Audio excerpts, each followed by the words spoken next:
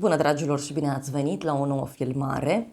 De această dată te invit la 2 citiri de tarot, în cadrul cărora vreau să văd ce mesaje urgente are Universul să îți transmită în acest moment în care tu ai intrat pe acest videoclip. Și avem numărul 1, piatra galbenă, numărul 2, piatra albastră. Poți să alegi un număr pentru tine, un număr pentru altă persoană, un număr pentru dragoste, un număr pentru bani, sau poți să asculți și ambele numere și apoi să-mi scrii în comentarii care este cea mai potrivită variantă pentru tine. Începem cu numărul 1, piatra galbenă. Îți mulțumesc că mă urmărești, îți mulțumesc că mi ești alături. Dacă vrei și tu o citire pentru sufletul tău, găsești oricând pe noua aplicație Cristina Zurba, disponibilă atât pe iPhone cât și pe Android.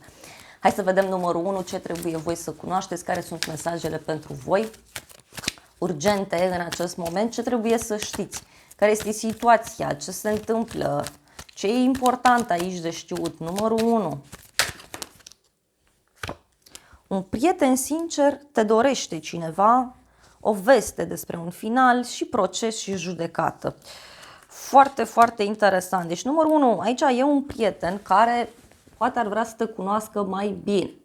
Sau este o persoană care vrea să se împrietenească cu tine, doar că scopul e că te și dorește, se simte și atras. Și aici văd un sfârșit legat de un proces și o judecată, adică ceva se închide, ceva se finalizează. Un prieten care îți poate spune despre faptul că a luat o hotărâre importantă în viața sa. Da? Sau vreau un sfat de la tine. În acest moment. Foarte interesant. Deci, în acest moment ceva trece printr-o schimbare, printr-o transformare pentru tine și bineînțeles că poate chiar discutăm despre această relație importantă de prietenie sau o relație de iubire. Uite, văd aici că tu urmează să primești o invitație pe care ți-o dorești de foarte mult timp și invitația asta cumva te va surprinde. Pentru casa ta avem un noroc mare în acest moment, deci tu reușești aici să ai parte de o bucurie foarte mare. E o bucurie care, atenție, poate să țină de bani pentru unii dintre voi. Un noroc printr-o veste bună, da? Vestea asta bună poate să vină printr-un e-mail, printr-un apel telefonic, printr-un mesaj. Uite, avem un bărbat matur, o dragoste sinceră, o bucurie mică. Persoana asta îți poate da o veste importantă. Apoi, în curând avem boală sau o persoană care are o problemă de sănătate.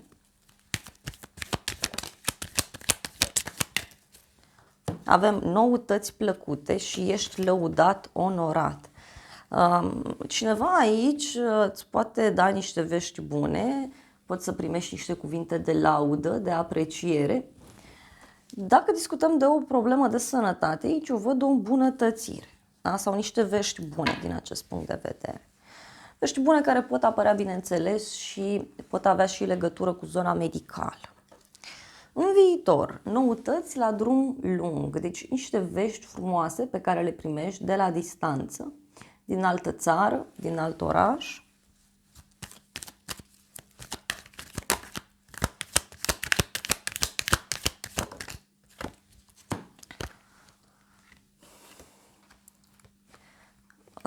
Veștile acestea, să știi că pot veni undeva la o zi sfântă, la o zi mare, da?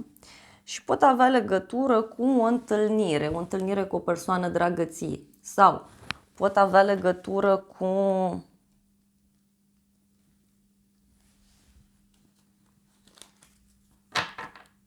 o persoană sigură pe ea.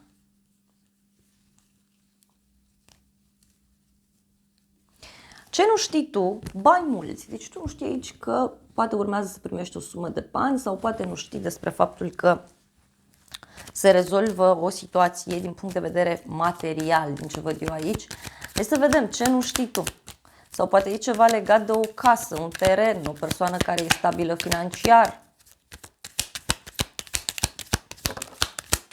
Ei, aici e o persoană vicleană, ceartă și intrigi între femei.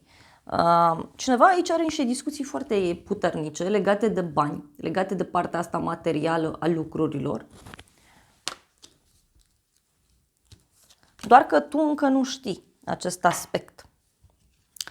Pe neașteptate, o persoană plăcută este o persoană blândă, o persoană care este răbdătoare, cineva care e sincer. Ia să vedem pe neașteptate. Pe neașteptate, uite, cineva care te vorbește de bine este și o persoană înlăcrimată sau sensibilă, numărul 1. Deci intri în contact cu persoana asta. Ce o să te mire în toată povestea asta este un bărbat tânăr sau un bărbat care are un aspect fizic mai tânăr.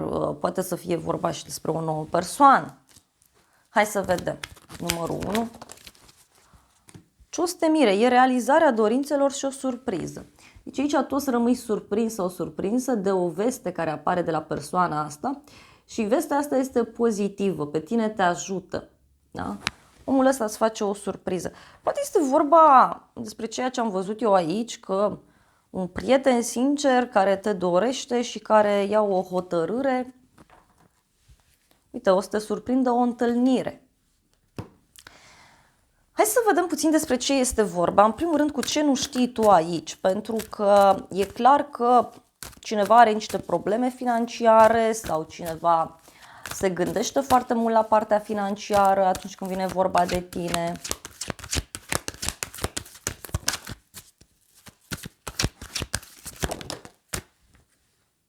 Roata destinului. Deci aici, în jurul tău, să știi că în acest moment se produce o schimbare, da? Poate o schimbare financiară în viața cuiva. Este o schimbare care nu poate să fie controlată.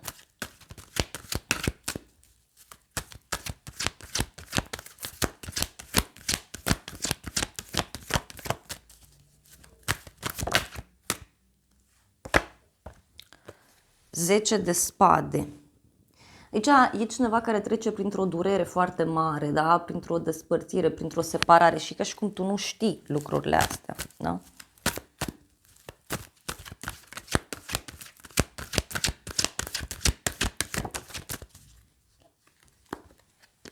Eremitul, o legătură cu zodia Fecioară avem aici.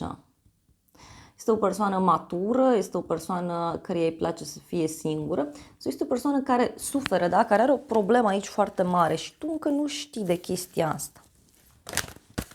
Uite, e un rege de monede, poate cineva din zodie de pământ, Taur, Fecioară, Capricorn, poate să fie de asemenea și o persoană stabilă din punct de vedere material sau o persoană care este foarte mult atașată de planul fizic. Poate e cineva care lucrează cu banii sau o persoană care se ocupă cu partea aceasta de terenuri, de case. Da, mai poate să fie. Totuși, regele de monede, să știi că este o persoană serioasă, da? Este o persoană familistă, te poți baza pe acest om. Poți să mergi alături de el pe un termen mai lung, da? Nu-i ca un rege de bâte pe care, na, ăla nu-i de casă, nu prea ai ce să faci cu el, dar, na, merge. Da, merge, depinde de fiecare ce vrea.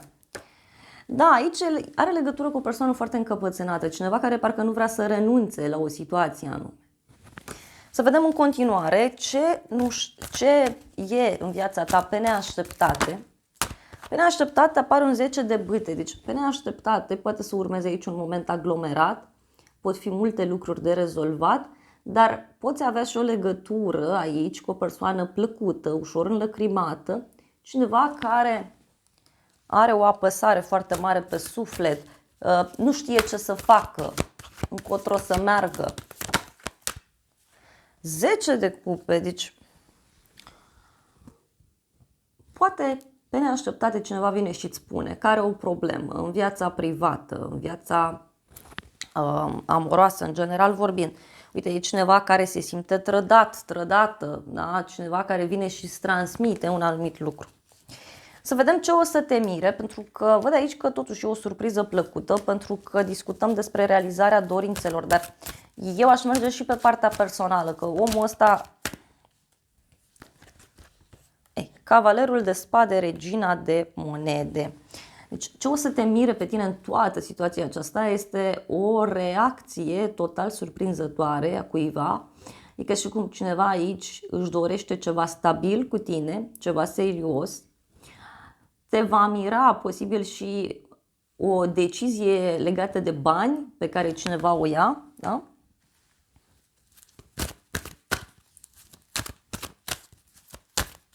Este o persoană puțin imatură, vorbește mult omul ăsta, vorbește repede, e agitat, poate să fie și o persoană care e după bani în special, da? Surpriza e că cineva aici luptă pentru tine, e ca și cum cineva te ademenește, își face niște planuri, niște strategii. Uite, mi-a ieșit și regele de spade, deci o legătură cu zodia Gemeni, balanță, vărsător.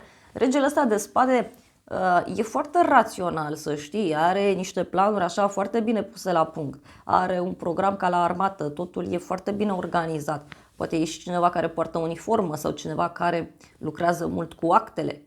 Da? Poate să fie aici o persoană care a fost căsătorită sau o persoană care cumva este de mult timp singur sau singură. E o persoană mai dificilă aici.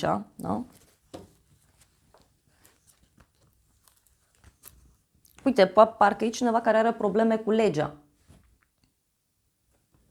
Sau cineva care trece printr-o separare. Hai să vedem acest oracol ce transmite pentru numărul 1. Sunt foarte curioasă. Avem o femeie brunetă, un copil sau un nou început. Pentru domnie poate fi o femeie cu un copil sau o nouă femeie.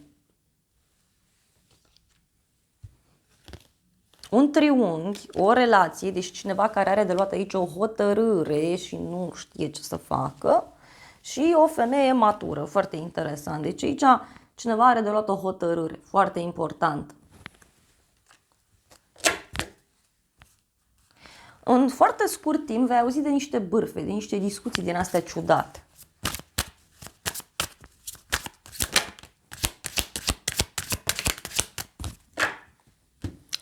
Și aici, uite, avem comunicare, mesaje, apeluri telefonice, zona de online și o distanță mare, numărul 1. Deci aici cineva trebuie să ia o hotărâre.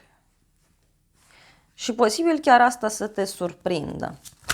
Să vedem ce cu personajul ăsta aici.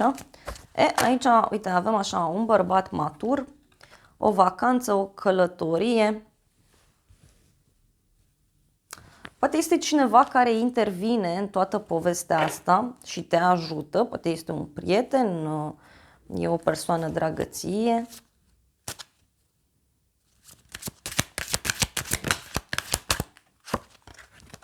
Și aici eu clar văd o realizare, o bucurie extraordinar de mare pentru sufletul tău.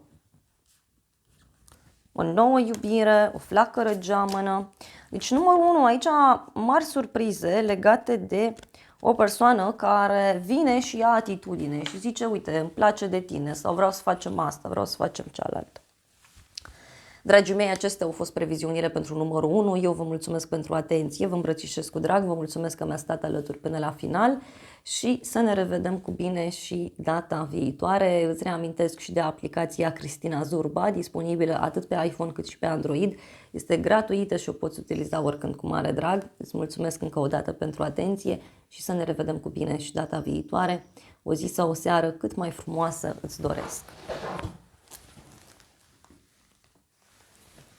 Bine ați revenit, dragii mei, cei de la numărul 2, cei care ați ales piatra albastră. Îți mulțumesc că mă urmărești, îți mulțumesc că mi-ești alături. Dacă vrei și tu o citire pentru sufletul tău, găsești oricând pe noua aplicație Cristina Zurba, disponibilă atât pe iPhone cât și pe Android. E gratuită și ai acolo o citire de viitor, citire între tine și o anumită persoană, vezi și numărul norocos, culoarea, citatul, tot ce trebuie găsești acolo și e gratuit. A început deja citirea, deci a sărit o carte, sper că ai văzut, este cartea geloziei, deci cineva e gelos în situația aceasta sau geloasă.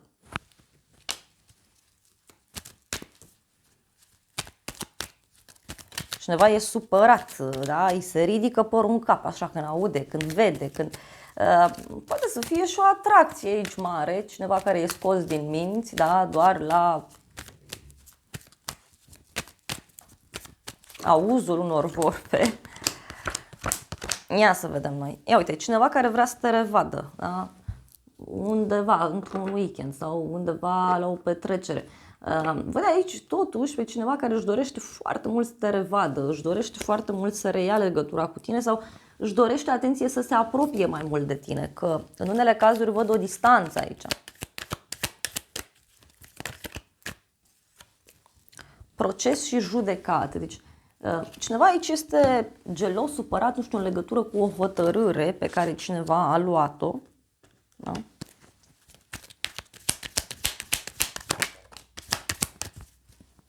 Avem o bucurie de departe. Poate are legătură cu un drum sau are legătură cu o călătorie îndepărtată. Ia uite, e un bărbat mai tânăr cu o pagubă, cu o pierdere, cu o inimă frântă poate să fie. Pentru casa ta, musafir. Ia uite, îți vine cineva în vizită sau te duci tu undeva, ieși într-un loc mai scump sau într-un loc în care te simți bine, te relaxezi. Îți vedem musafirii. Ce cu musafirii ăștia? Te invită cineva undeva să discutați.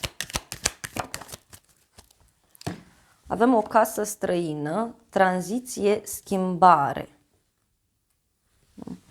Cineva care te invită undeva și acolo apare o schimbare sau cineva care vrea să-și schimbe casa. Da? Pe de altă parte, văd pe cineva care îți vine în vizită, da? Și care îți poate povesti despre o schimbare pe care o are în casă, în familie. În curând, intrigi între femei, deci o discuție puțin în contradictoriu sau pentru alții poate să fie vorba despre o întâlnire cu niște vecine, cu niște prietene, și discuții care pot apărea într-un grup anume. Poate e legat și de treaba cu gelozia. Da?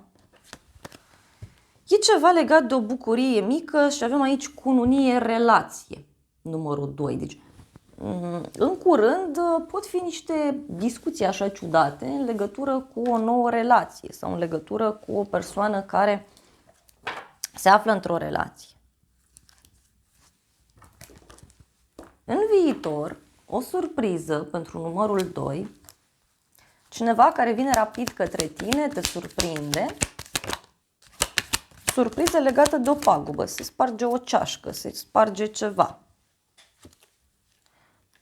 Pagubă, o pierdere și un bărbat în vârstă, da? Sau un bărbat matur, cineva care are parte de o pierdere, cineva care, nu știu, căruia îi se strică ceva.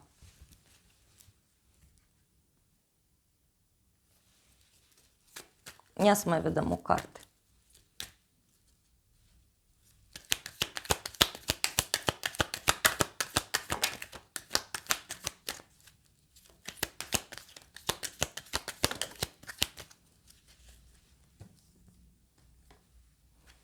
Noroc și cică dragoste sinceră. Da, poate e cineva care are niște probleme în dragoste și vine și îți spune. Ce nu știi tu, în schimb, o zi plăcută, deci tu nu știi despre ceva ce se poate întâmpla undeva la o zi mare, la o zi sfântă, poate nu știi despre ceva despre o femeie importantă, da?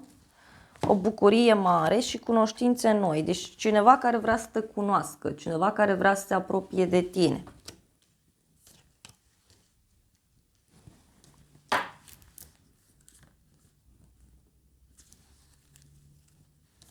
Pe neașteptate, o companie plăcută. Deci te întâlnești cu cineva, stai la masă, stai de vorbă, aveți niște discuții aici interesante. O persoană vicleană și o veste bună. Deci, pe neașteptate e cineva care e ca și cum găsește motiv să se întâlnească cu tine, să discute cu tine în legătură cu o veste. Acum, dacă aștepți un răspuns de la o persoană pe care tu o știi că e mai ciudată, e mai isteață, e și vicleană în același timp, atunci aici apare vestea. Dar e atunci când te aștepți mai puțin. Și ce o să te mire în toată povestea asta este o problemă a cuiva, poate o problemă de sănătate, poate o problemă de altă natură. Da? lacrimi și să nu disperi, cică. Și cineva care e disperat sau cineva care plânge, cineva care e supărat.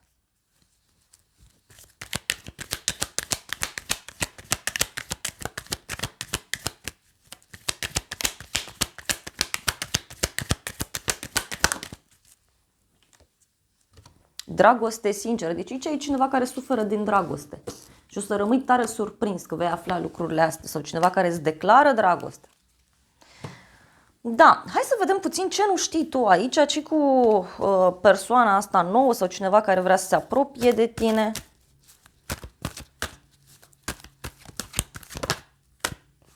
Șapte de bâte avem aici. Ce nu știi tu este că cineva se luptă pentru o situație, pentru ceva anume. Poate discutăm despre o persoană puternică, cineva care a mai câștigat războaie, care a mai câștigat lupte. Da? Ia să vedem. Încă o carte.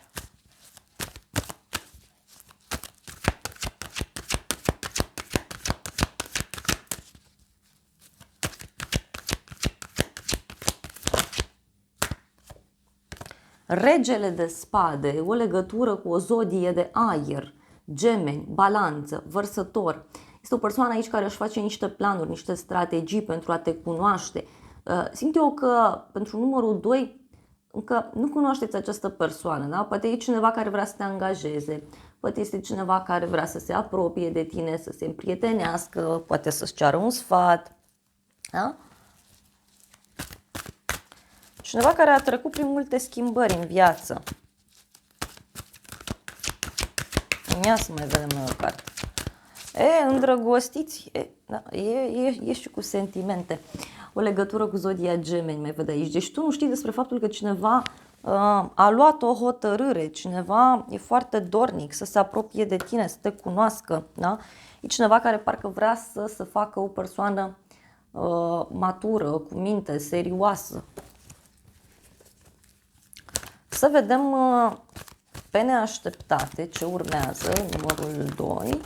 Pe neașteptate, uite, apare o veste de la muncă. Avem un 8 de monede, regina de bâte. Da? O legătură cu o zodie de foc, mai văd aici. Leu, berbec, săgetător. Deci, pe neașteptate, numărul 2, aici apare ca un fel de negociere, da? Legată de o relație, poate legată de un loc de muncă. E ca și cum cineva aici te încurajează sau poate tu trebuie să încurajezi pe cineva. Regina de monede, 9 de monede, deci sunt niște lucruri legate de bani. Poate cineva care are speranțe în legătură cu banii.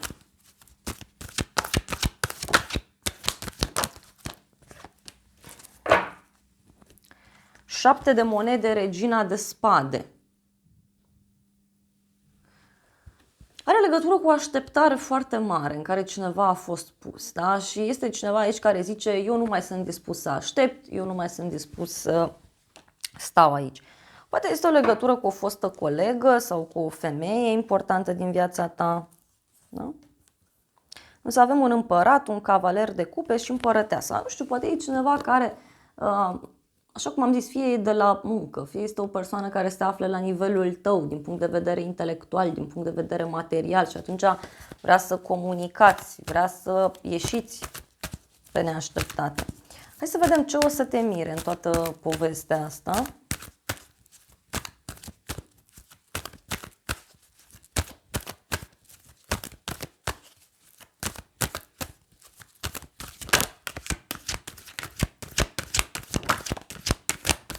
Roata destinului, deci o să te surprindă cum se învârte roata. Da? Este vorba despre cineva care, știu eu, a trădat, a mințit și acum se întoarce roata, cum s-ar zice. Și avem un 5 de cupe, 8 de bâte. Deci surpriza este că cineva pleacă, cineva fuge așa deodată. Poate se întoarce cineva care a fost rănit, care a fost trădat, care a avut probleme. E ca și cum unii aflați de o despărțire bruscă sau aflați de niște probleme mari pe care cineva le are. Acum, e și cineva care a încercat aici fie să joace pe mai multe fronturi, fie Na, e o persoană care n-a fost foarte serioasă.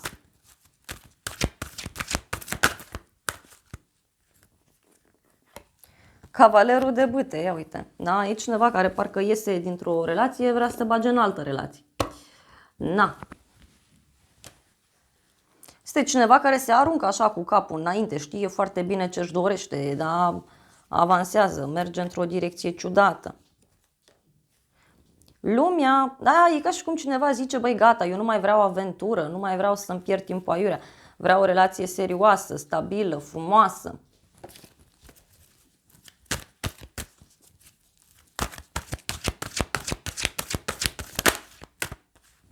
Zece de cupe, deci e cineva aici care zice, gata, ești persoana potrivită, ești persoana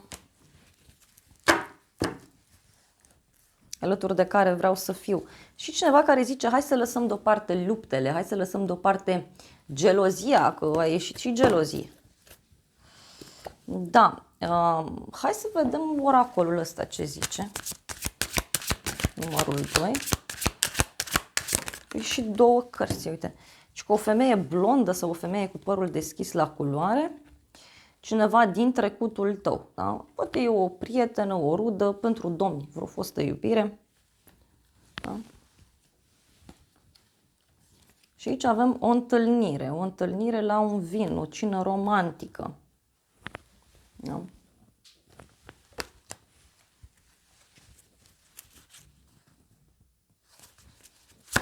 Ia să vedem despre ce e vorba. Oh!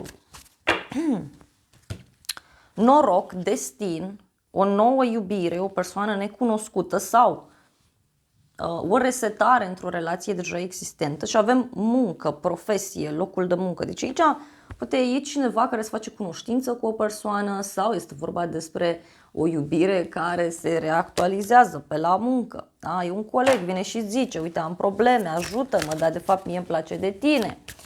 Și așa mai departe. Deci pot apărea astfel de lucruri. Ia uite. Și e un cadou foarte mare pe care tu îl ai, o surpriză mare.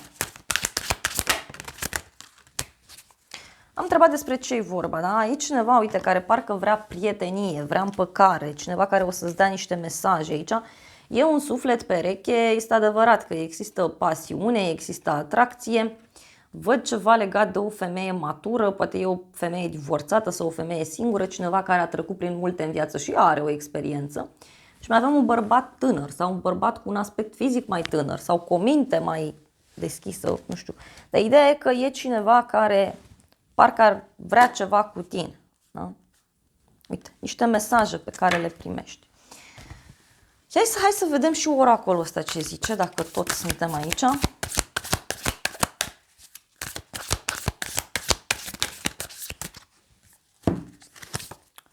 Oricât aș vrea, nu pot schimba.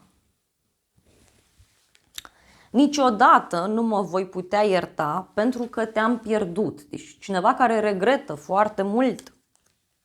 Te-am iubit mai mult ca orice pe lume. Mă tem să te contactez. Deci e cineva căruia este teamă să te contacteze, să-ți scrie. Dar până la urmă văd că o face. Dragii mei, acestea au fost previziunile pentru numărul 2. Vă mulțumesc pentru atenție. Sper din suflet să fie de folos aceste informații. Îți mulțumesc că ai stat alături de mine până la final. Îți mulțumesc pentru like-uri, pentru comentarii, pentru toate mesajele frumoase. Te îmbrățișez cu drag și îți doresc să ai parte de o zi sau de o seară cât mai frumoasă și de asemenea îți reamintesc și de aplicația Cristina Zurba, disponibilă atât pe iPhone cât și pe Android. Te invit cu mare drag acolo, te îmbrățișez și să ne revedem cu bine și data viitoare.